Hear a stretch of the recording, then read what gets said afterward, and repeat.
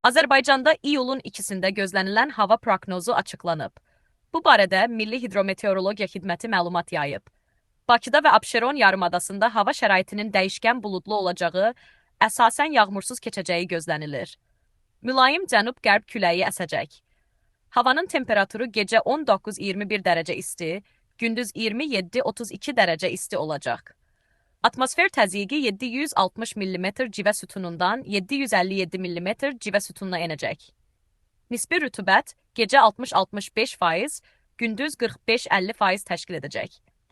Azərbaycanın rayonlarında hava şəraitinin əsasən yağmursuz keçəcəyi gözlənilir. Lakin gündüz bəzi dağlıq ərazilərdə qısa müddətli yağış yağacağı, şimşək çaxacağı, dolu düşəcəyi ehtimalı var.